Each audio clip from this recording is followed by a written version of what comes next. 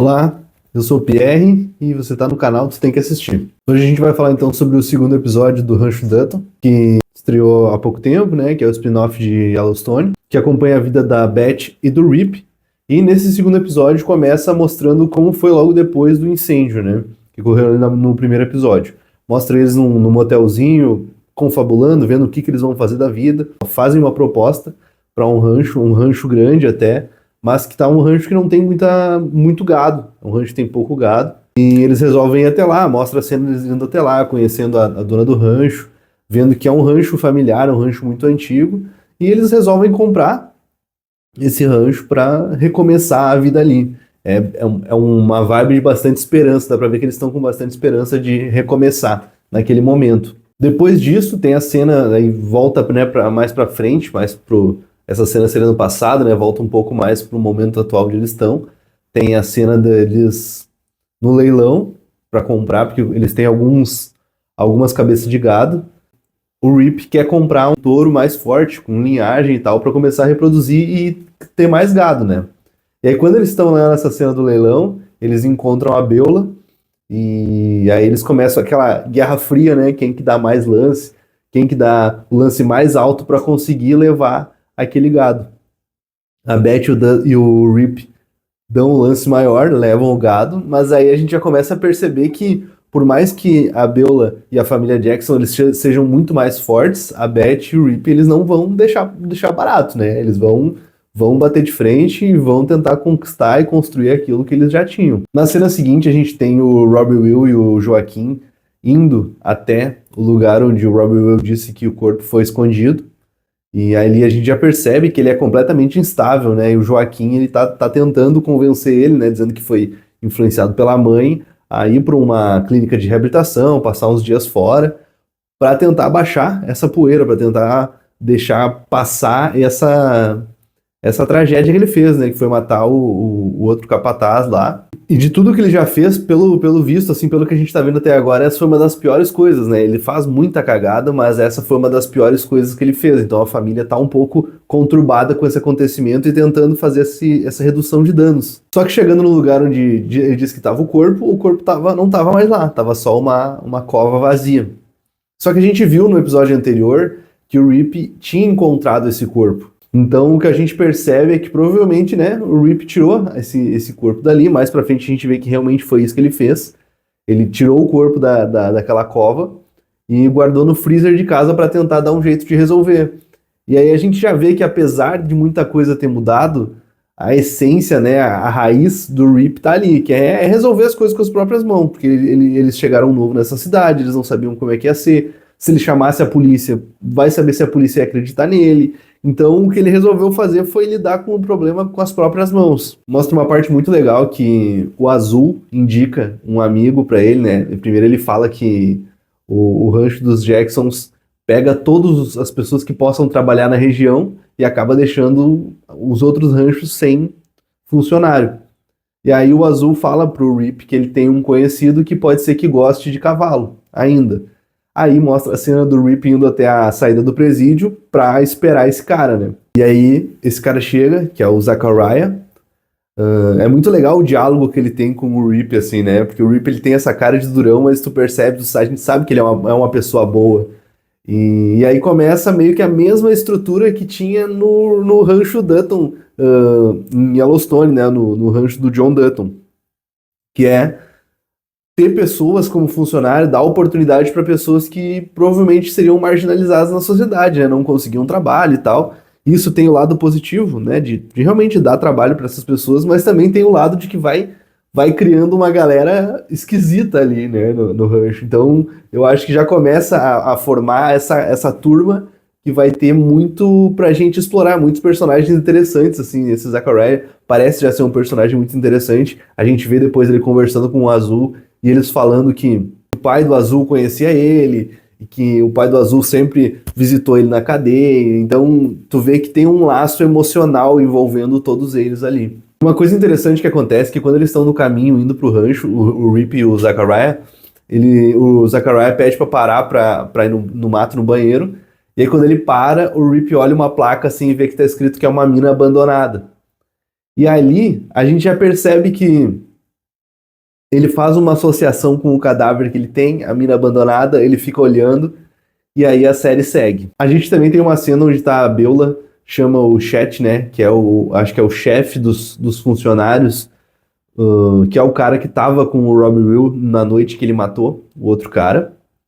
Chama ele na sala dela, começa com aquele papo do legado do rancho e tudo mais, aquela historinha que a gente já sabe, pra meio que dizer pra ele assim, olha, eu vou contar contigo pra dar um jeito no que tá acontecendo, né? Que o que tá acontecendo é que os outros funcionários já estão desconfiados que tem alguma coisa errada acontecendo, né? Porque um funcionário simplesmente some do nada. Eles sabem da estabilidade do Robbie Will. Esse cara que morreu era um cara que os outros gostavam muito, então tá um burburinho acontecendo no rancho. E além disso, tem a mulher desse cara que morreu, ela foi até o rancho para procurar o cara, porque o cara simplesmente sumiu, não apareceu, eles têm um filhinho pequeno. E ela não aceita que o cara simplesmente sumiu. Ela diz que o cara não faria isso, que ela conhece muito bem ele e tal. E isso já vai causando cada vez mais tensão, porque o que eles estão tentando esconder está cada vez mais difícil de acontecer. E até o Jackson tenta ir até a casa dela, subornar ela, dar um dinheiro para ela, né, ficar quieta por isso. Só que ela não deixa assim, ela vai até a polícia, fala com o xerife. E até esse xerife, para mim, tem alguma coisa, porque a Beulah, em algum momento, ela fala que o pai dos guris, né, o pai do Jackson e do Robbie Will, ele não se mete no dia a dia do rancho. E apareceu esse xerife, e eu não sei, eu posso estar errado, mas eu tô achando que esse xerife é ex-marido da Beulah. E eu acho que por isso que eles também têm tanta impunidade nessa região. Porque mesmo que eles estão cercados por todos os lados, né? Eles têm o rancho que contrata quase todas as pessoas, produz a maioria do gado. Eles têm o matadouro que eles fazem praticamente, matam somente os próprios gados ali. Então eu acho que eles criam essa hegemonia através de ramificações em todas as áreas, sabe? Então eu não sei porque eu acho que esse xerife ele é dessa família Jackson.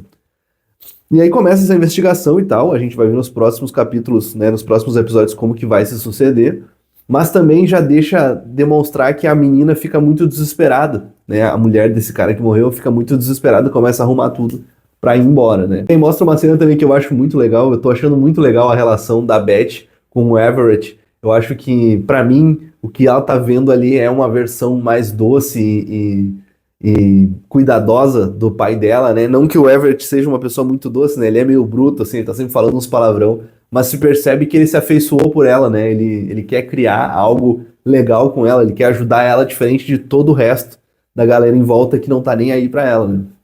Então ela conta a história do matadouro, que ela não conseguiu o matadouro pra abater o gado dela. O Everett fala que conhece um cara e tal, eles vão até esse cara, que ele tem um matador pequeno, assim, é um negócio bem familiar, e aí ela começa a fazer negócio com esse cara, sabe? Então todo esse arco eu tô achando muito legal, esse arco dessa relação da Beth com o Everett. Eu acho que eles são muito personagens muito interessantes. Ela até no caminho eles conversam um pouco, ele conta um pouco sobre a vida dele. Então eu acho que esse arco ele tá sendo muito legal e é um personagem que eu acho que vai ser muito importante nessa primeira temporada. A gente vê também o núcleo do Carter, que está sendo mais explorado, né? A gente está vendo um pouco mais ele de forma independente, porque ele agora, como um adolescente, está vivendo a sua própria vida, né? E a menina que ajudou ele a sair da cadeia no primeiro episódio é a Oriana, e eles se encontram, né? Marcam de sair de novo e tal. E eles vão lá para um descampado, tomam cerveja, ficam dando tiro em garrafa, coisa bem de texano, assim, né? E muito legal e tal, essa relação deles está sendo muito... estão criando uma afeição, dá pra ver que o Carter está começando a gostar dela. E quando ela tá deixando ele em casa, na verdade, ele deixando ele na escola, né, que ele deixou o carro dele na escola, ela recebe uma mensagem e a gente descobre que no fim ela é filha do Robbie Will, né? E ele diz que ele está sendo enviado para uma clínica de reabilitação e tal, e aí ela fala pro Carter que não vão mais se ver porque ela tem namorado.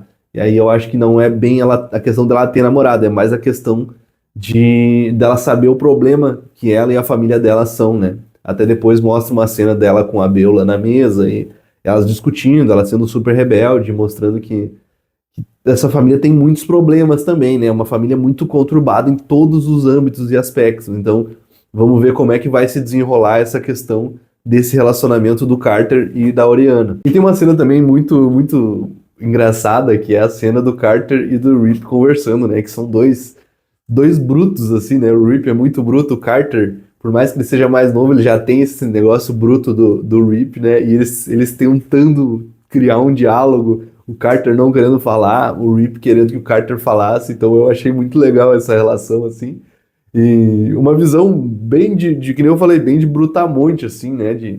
Das mulheres, assim, e óbvio que na vida real talvez isso não seja tão legal, mas numa série é legal de acompanhar esses personagens, é legal de ver ele dizendo, né, sempre que uma mulher falar, tu escuta, né? E aí ele fala isso, repete isso, a Beth chega na mesa, diz pra ir pro bar, e o Carter fala que quer ir junto, ela fala, ah, mas amanhã tu tem aula. Aí ele fica em silêncio e só escuta, né? Como se ele estivesse colocando em prática a lição que ele acabou de aprender com o Rip. Então é uma cena muito engraçada. Eu acho que essas partes que a gente está conseguindo ter agora, né? Como é uma série só deles, a gente está conseguindo aprofundar um pouquinho mais na personalidade de cada um. E aí a gente tem uma outra cena que é muito legal, que depois desse jantar eles vão pro bar, né? A Beth e o Rip vão pro bar, porque a Beth quer apresentar o Everett pro Rip.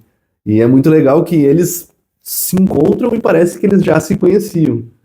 A conversa flui entre eles, é muito legal, a gente já vê que essa relação vai se aprofundar e mostra o Everett, que na verdade ele canta também, então mostra ele, a menina que estava cantando no palco chama ele vai para lá cantar, e aí a gente vê ele traz essa dureza que o John Dutton, o pai da Beth, tinha, mas ao mesmo tempo ele tem algo de diferente, né? Esse cuidado com os animais, esse lance dele cantar, eu acho que ele traz algo de positivo, algo de diferente do John Dutton, que é algo um pouco mais maleável, um pouco mais doce, que eu acho que isso que chamou a atenção da Beth para fechar essa amizade legal que eles vão ter. E a gente vai acompanhar nos próximos capítulos como que vai se desenrolar essa história. E aí a gente tem a última cena, que é o Rip levantando no meio da madrugada. Aí ele vai até o freezer onde ele escondeu o cadáver do cara que o Robbie Will matou, bota na caminhonete e sai. Aí a Beth acorda, fica preocupada onde ele tá. E também o Zachariah acorda no meio da noite e vê que ele tá saindo. Então o Zachariah já começa a se ligar que tem alguma coisa acontecendo. Além disso, a Beth também fica preocupada dele estar escondendo algo dela. E aí no fim, a gente vê que ele tá indo até a mina abandonada. Ele entra, pega o cadáver e joga lá dentro. Já fazendo uma alusão pra gente de que a nova estação de trem, né, que eles diziam, ah, não, vou mandar o cara pra estação de trem, que eles levavam até, se eu não me engano, é Wyoming, né, que é uma cidade entre duas, que não tem lei praticamente, e eles jogavam de cima daquele morro, né. Então eu acho que essa mina abandonada é a nova estação de trem, o novo lugar onde eles vão lidar com esses problemas. E aí esse episódio acaba, e eu acho que, pô, tá cada vez mais legal. Eu acho que é uma série que tem muito potencial. Tem coisas que vão melhorando no caminho, provavelmente. Tem coisas que a gente vai entendendo melhor. Mas eu, como fã de Yellowstone, gostei bastante de assistir Yellowstone. Eu acho que tá muito legal de acompanhar Tem um frescor na série, né? Segue a mesma linha, né? Mas tem um frescor diferente, algo que chama mais atenção e faz a gente querer ver o próximo episódio. Estou gostando bastante. Principalmente de ver como que a Beth e o Rip vão lidar com essa rivalidade por eles estarem mais fracos agora. Eles não têm a mesma força, a mesma influência. Então vai ser legal deles montando a galera deles para bater de frente com a família Jackson. Então vamos acompanhar, vamos ver. Comenta aqui o que tu achou até agora, o que tu tá achando, se tu gostou desse segundo episódio e o que tu acha que vai acontecer nos próximos. E não esquece de me seguir aqui, de se inscrever no canal, comentar, deixar uma curtida e até semana que vem. Valeu!